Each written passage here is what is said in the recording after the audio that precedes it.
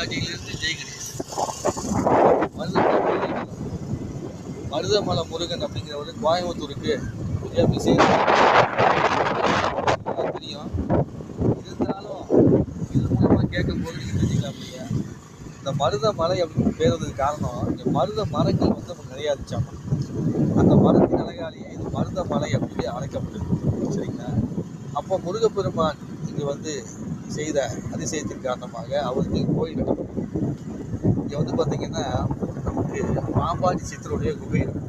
அந்த காலத்தில் பாம்பாட்டி சித்தர் வந்து ஒரு குகை வழியாக இருந்து தவம் பண்ணிட்டு அந்த குகை வழியாகவே போய் தரிசனம் பண்ணிட்டு வருவாராமா.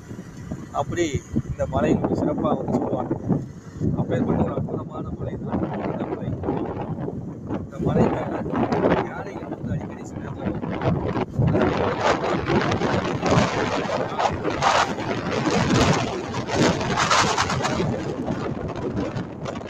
வரும்போதெல்லாம் ஏழாம் மரமே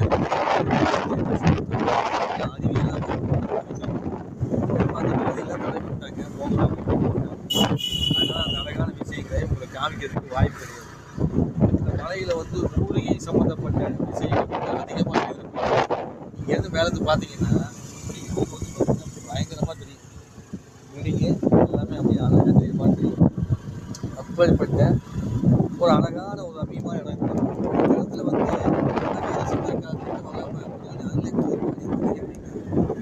உங்களுக்கு கிடைக்கக்கூடிய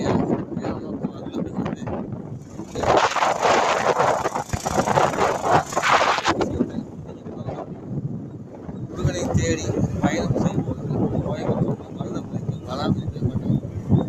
இவர் தான் நம்முடைய கீழே சுவாமி கோயில். தரிசனம் பண்ணிட்டு அப்படியே கிளம்ப வேண்டியதான். திருமலை தரிசனம் பண்ணிட்டு நீங்கள் வந்து கிளம்புனீங்கன்னா மேலே அப்படியே ஒரு 2 சுற்று தான். சுற்றுன உடனேமா நம்ம மருதமலை முருகன் கோயில். இப்போ தான் கோயிலெல்லாம் புதுப்பிச்சு அழகாக வந்து இது பண்ணி கும்பாபிஷேகம் பண்ணி முடிச்சாங்க. 2 கோர்ஸ் ஆச்சு. அதாவது ரொம்ப கோர்ஸ் இல்லை, தற்சமயம் ஒரு வருஷம் முடிவு ஆகிடுன்னு நினைக்கிறேன். அவள் எப்படி பார்த்தாலும் எப்போ பார்த்தாலும் முருகன் வந்து கலைகளை